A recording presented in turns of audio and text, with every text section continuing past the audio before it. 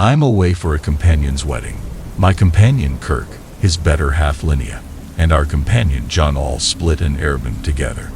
A wonderful, confined house in no place. Whenever we were finished advancing up the tricky slope, it felt good to escape our usual range of familiarity and away from the city clamor. Indeed, until the strange poop began occurring. The wedding was yesterday. Wonderful service, extraordinary food, and loads of moving. We were too hungover to do anything the next morning and afternoon, and when nightfall arrived, it started to rain, so we stayed in. Beneficial thing, we loaded up on a lot of liquor. We requested some pizza, and we were set. We were drinking, discussed the wedding. Kirk avoided a few inquiries from Linnea inactively posing to about when they planned to at long last seal the deal. Then Linnea inquired, "Hello, did anybody hear anything weird last evening?"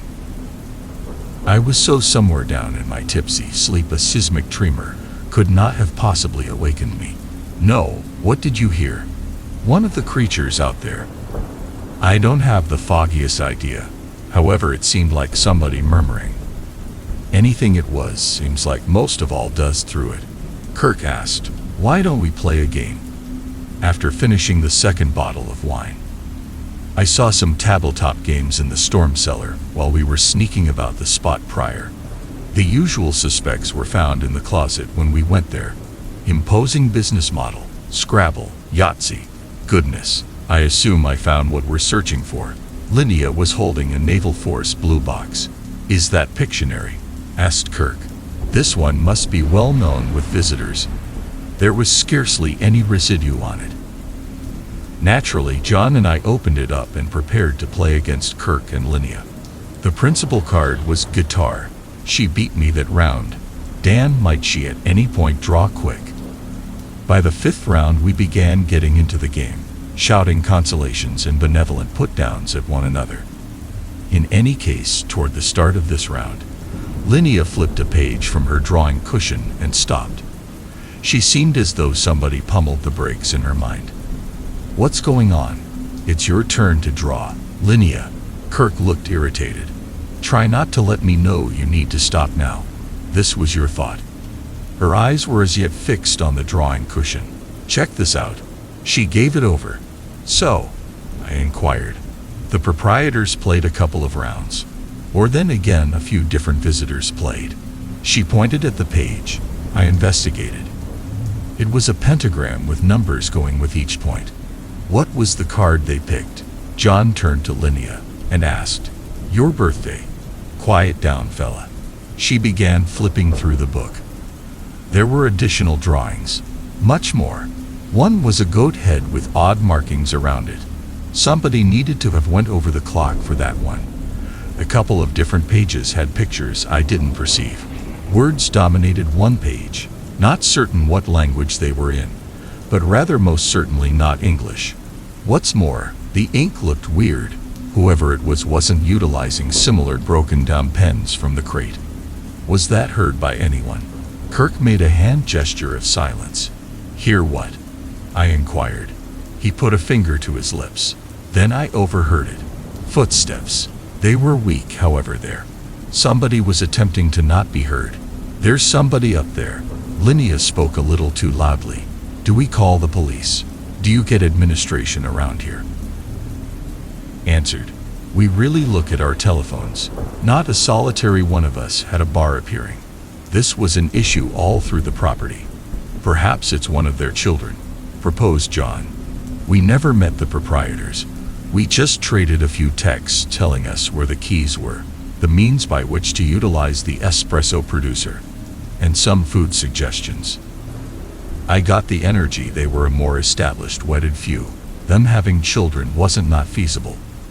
However, one of them showed up unannounced and sure as crap.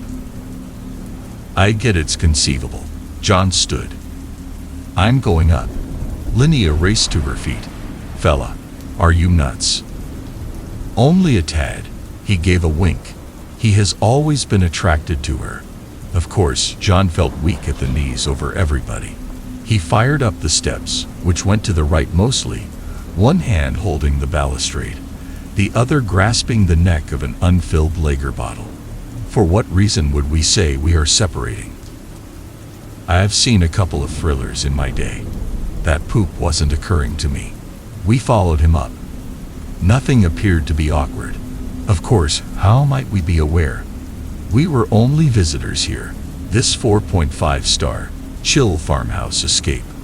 The window flashed with light, and the power went out before the thunder could catch up. This was going perfectly. We as a whole booted up the electric lamp application. Breakers in the carport most likely. I didn't see it in the cellar. No one really knows. Linnea was going through the kitchen drawers, telephone close by. There's need to be a few candles around here somewhere. RGA. Then we saw it. A bright white light that filled the room. A tall, flimsy hooded figure was confronting the window, investigating the kitchen, checking us out. After the light withdrawn, so did our perspective on him, or her. Seeing outside was excessively dim. Did you folks see that? There was a slight whine in her voice. We sparkled our telephones through the window. Regardless, it was no more. I would have rather not remained one more second. We're leaving. Kirk and Linnea both gestured. John was the only one in conflict. For genuine folks. Huge. That's right. And what about everything we own? He's probably just waiting for us to leave if someone is stealing from us. Allow him. We're going, regardless of you. John gave us one last scowl and followed us as we made our way to the door. Turned the entryway handle. Were any of us even conscious enough to lock this thing? I poked my head out into the rain after slowly opening the door and looking around. It was dim. I was unable to see anything. The vehicle was parked in the driveway, which went past the fence and the front patio. We rushed towards it, madly pulling at the handles when we got to the vehicle. I neglected to open the entryway. Hurry. Linnea chided me as I scrounged through my coat searching for the keys. I'm attempting. I found the keys and we as a whole got in. I stuck it into the start and gave a curve. Nothing. Attempted over and over. The vehicle was dead. Last time we lease a Kia. Surmise will simply return in. John opened the traveler side entryway. I surmise we needed to follow him back. We strolled back through the wall and halted abruptly. The way to the house was open. I checked out at Kirk, the final remaining one out the entryway. Did you leave it open? I don't know, man. The breeze might have blown it open. All things considered. I'm going in. John escaped the vehicle. Absolutely no chance I'm strolling down that breathtaking ass street in this downpour. I'll take my risks with whatever we as a whole suspect we would have saw out there. We followed him back into the house. It was dull yet. How about we look at that breaker? John said, tapping Kirk on the shoulder. They went to the carport. Sat with Linnea, tuning in and searching for indications of a gatecrasher. That is the point at which we saw a weak light coming from outside. A vehicle's pulling up. Linnea glanced out the kitchen window. We were unable to see through the wall, yet we saw the light keep on developing briefly and afterward creeped away. Did they leave and return? Somebody's coming. She was murmuring boisterously now, squatted by the entryway. She motioned me to get on the opposite side. She was correct. Indeed, even through the downpour, I could hear strides strolling up the substantial deck. There was a boisterous thump. Linnea gave me a look. What did she believe that I should do? And afterward the entryway opened. I moved quickly, snatched the gatecrasher by the neck and brought him down onto the kitchen tile. He shouted in shock and attempted to recover financially. Why you knave? Linnea was holding a polished ash in two hands over her head. Where did she see that as? Linnea, no, it was John. Huh. It's Derek. Derek. I got a glance at his face and a combination of help and culpability came over me. Derek was a companion of the man of the hour who shared our wedding table. Him and John truly hit it off. Where are you going with this? I welcomed him, expressed John as he helped him to his feet. No doubt, John messaged me and said you all were celebrating, so I got in a Uber. He got himself back together. However, he did not inform me that you were interested in MMA. Sorry about that. I circled back over to John. Why did you not inform us? Goodness, I don't have the foggiest idea. I get it escaped my attention while everybody's been dag-nab out about this alleged hatchet killer in the forest. The what? Derek appeared perplexed. Obviously I came at a terrible time. Kirk, where are you? Asked Linnea. He returned to the cellar to snatch his blade he left down there. And you did not accompany him. What's up with you? Indeed, I was going to, and afterward I heard the disturbance up here and concluded I was required somewhere else. We made a beeline for the storm cellar steps. I shouted down, yet heard nothing back. We as a whole gave an uncertain focus on one another and began gradually strolling down.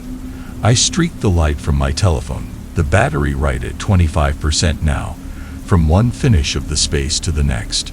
No indication of anybody. For what reason did he go down there without anyone else? Linnea was practically crying at this point. The numbskull was most likely inclination apiece undermined before John, who was currently putting an arm around her to comfort her. We as a whole begun calling out to him from various pieces of the house. Nothing. That is the point at which the power returned. The lights streaked on, followed by a signal from the microwave. At long last, something was turning out well for us.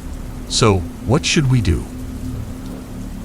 Asked prior to feeling a slight vibration in my pocket.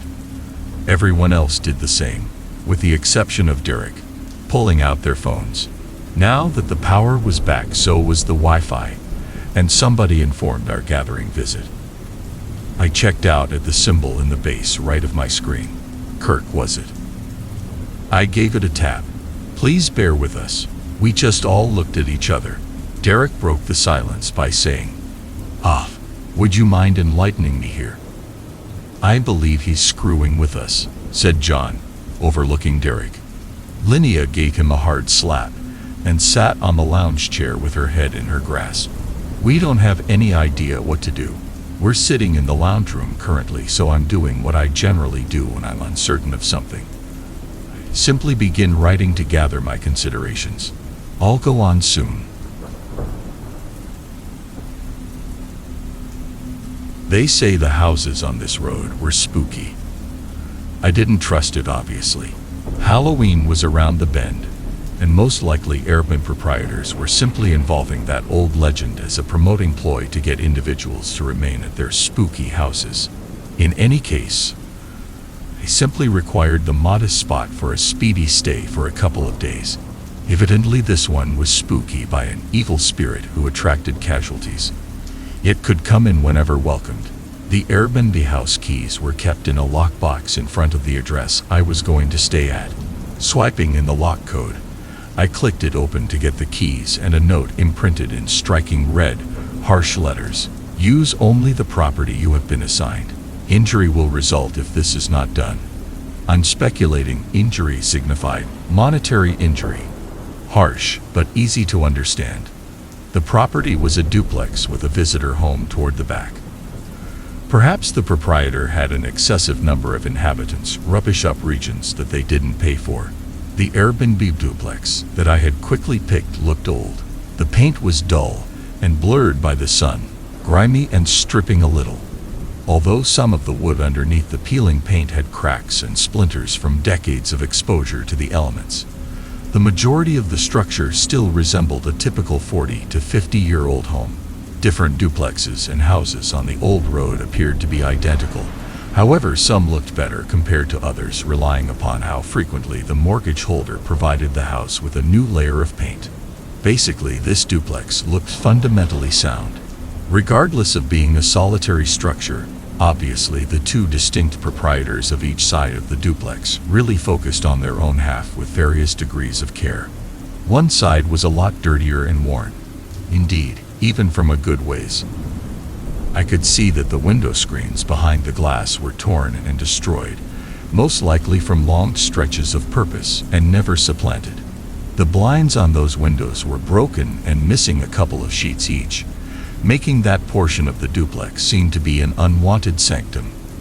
One of the windows had spiderweb design breaks on top of it, similar to somebody had tossed a baseball at it, however didn't exactly toss it sufficiently hard to straight up victory the window.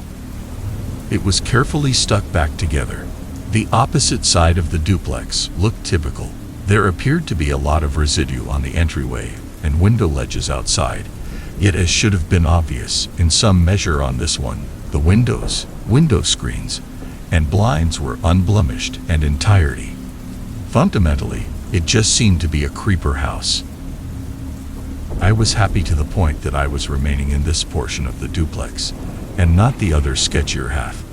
It actually felt somewhat frightening to remain close to the more worn-out duplex half, yet basically there's a wall between us. Took out the arrangement of keys that had been given to me by the proprietor with the tag of the house number on it, 1606. Speculated that the other keys could lock the secondary passage or the wall entryway. Approached the entryway of the more pleasant portion of the duplex and stuck the key into the entryway's lock. However, it wouldn't go in neatly and stuck itself. I hauled it out and attempted once more with just enough more zeal. Not good. I jarred the vital to and fro, all over, attempting to inspire it to click into the keyhole. With still no luck. Put in driving it much more effort, then attempted a delicate hand. Perhaps it was simply rusted inside from absence of purpose. I yanked the critical out and analyzed it. Maybe the key was mislabeled. This is 1606, right? Made a stride back and looked once more. The large lettering on the entryway announced that this portion of the house was 1605. To examine the other half of the house, I further backed up to the front of the entire duplex, adequately sure it was the worn-out portion of that was 1606. This must be an error. My heart was pounding quickly. Tried the labeled key in the door lock on the opposite side just to make sure. It slid in like margarine. Turned the key, and with a spotless snap, the bolt snapped open to open the entryway. No way. I cautiously slammed the door open and peered inside, almost trembling at the thought that something might suddenly appear from the house. Or on the other hand, an eye would show up from the dim room inside. Within the house was dull. However, I could see the framework of a destroyed sofa, a lounge room light, and a filthy carpet. The entryway to the kitchen was completely dark. To the best of my knowledge, the floor appeared to have been swept, though. I was extraordinarily creeped out by my impression of this portion of the duplex by this point, and promptly shut the entryway and locked it back up.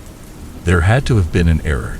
It was absolutely impossible that 1606 was the airbend that I should remain at. My psyche began to go astray briefly, and I envisioned myself remaining in 1606.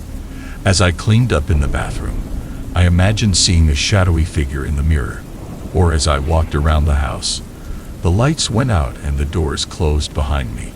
Certainly, this was simply suspicion planted by observing such a large number of blood and gore flicks, yet remaining in what was plainly the dreadful portion of the house is one of the stupid ways that characters with dismay motion pictures pass on in any case. I wouldn't be starring in my own horror film. Thinking rapidly, I swiftly hauled the arrangement of keys out again on a mission to look at them. They were generally similar shade of grimy brown in various shapes, and the remainder of the keys were unlabeled. However, there was one key that looked basically the same as the marked key. What if? I ran back over to the opposite side of the duplex to 1605. Taking a full breath, I warily put the unlabeled key into the lock and took a stab at turning it. Click. It went in without opposition. Success. I was unable to accept it really worked. I inhaled a moan of help. It was only an oversight by the proprietor. Looking back, it would check out if the proprietor had ownership of the two sides of the structure. He likely neglected to take the additional key off and make a point to give me just the keys that I wanted, so way I was unable to get to the entire house. Fulfilled, I lifted my baggage and advanced into the house. I turned the lights on.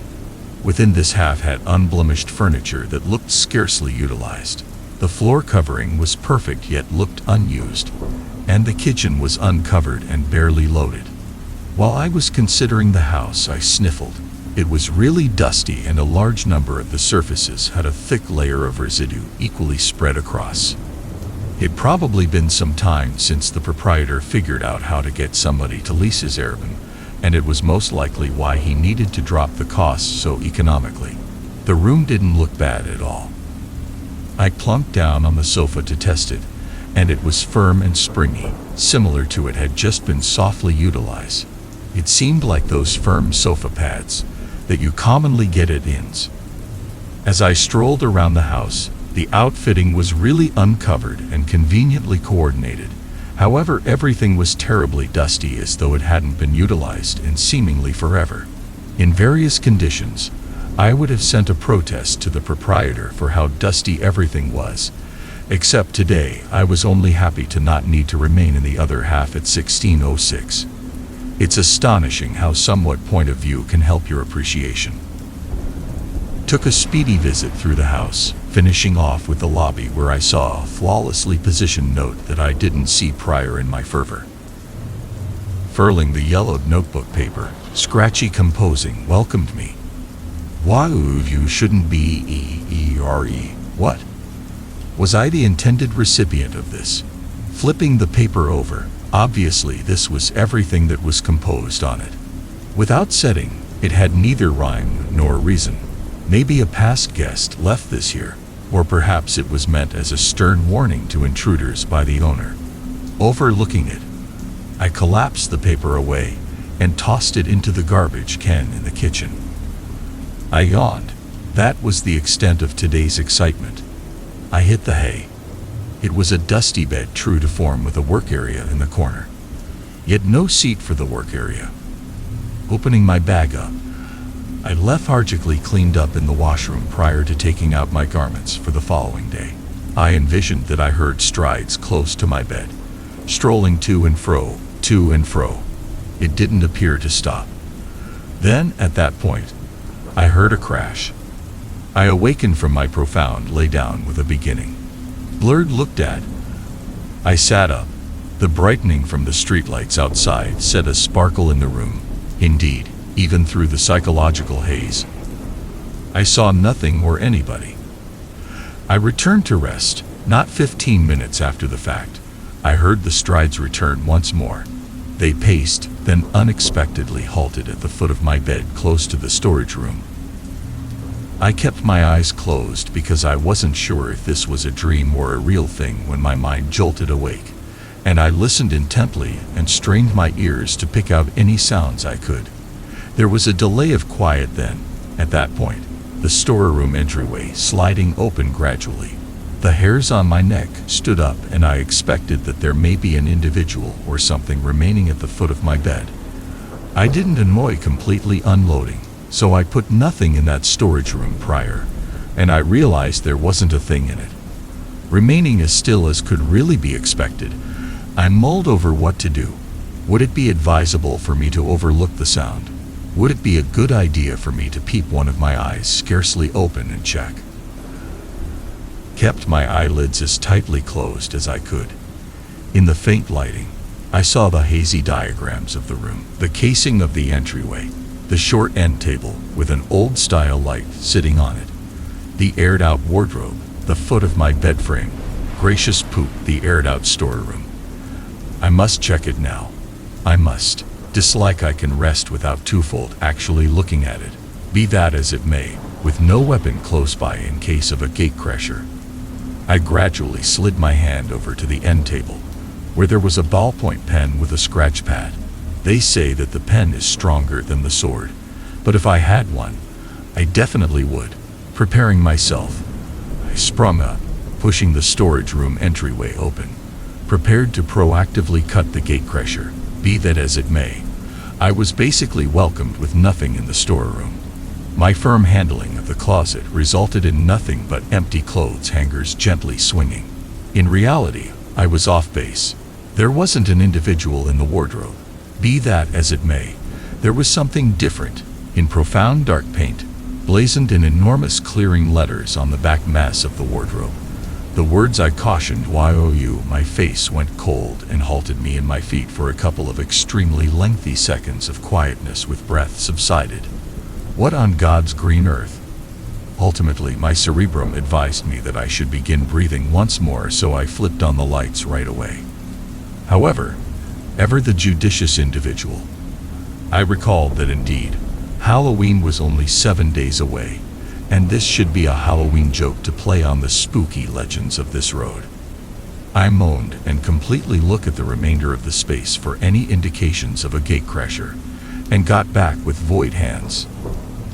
I took a sip of water to calm myself and get rid of the nervousness in my bones. A boisterous bang and a brake sounded from the passage, paving the way to my room. Now what?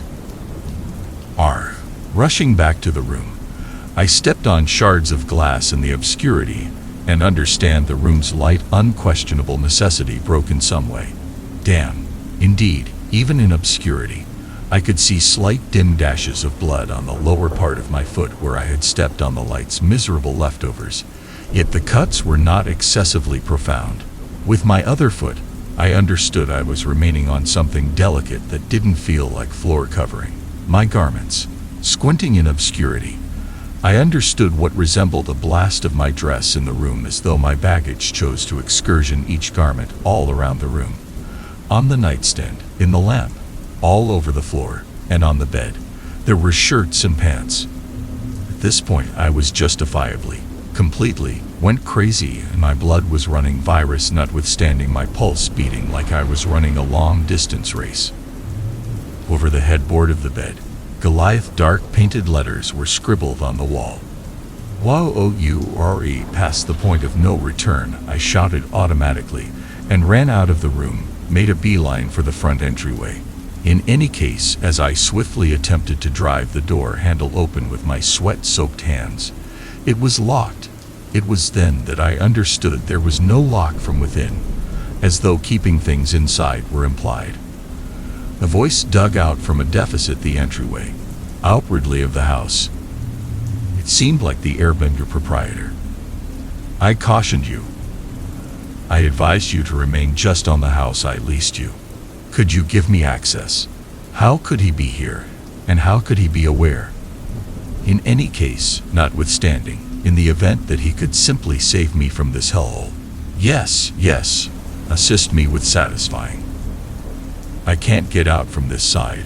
Open it from the front." Abruptly, the voice of the proprietor changed to become jumbled, guttural, and bent. "Much thanks to you for welcoming me, In." A darkened, poor hand showed up in the side window. Furthermore, I realized I committed a horrible error. Thinking quick, I saw a dusty jar on the footstool and snatched it, hammering it at the glass of the window. In the event that it was between being caught in this devilish house or tussling with the evil presence, I had a superior opportunity outside. I climbed out of the broken window despite the bloody wounds caused by the glass shards, because I didn't care about my safety. Similarly, as I was leaving, the evil presence was making the way for come inside, where it quit following me, apparently in light of the fact that it was currently stuck inside without a greeting out. Adrenaline siphoning and no vehicle keys, I ran down the road until I circumvented the corner to a go-across road and had the option to find support by beating on entryways. I'm composing this to you now from a medical clinic bed. I reached a few ministers to come and look at that home. From that point forward, the Airbnb posting has been brought down, and as a matter of fact, a few different houses on that equivalent road likewise got their Airbnb postings brought down. I surmise in the cutting-edge world, devils move alongside the times and innovation similarly as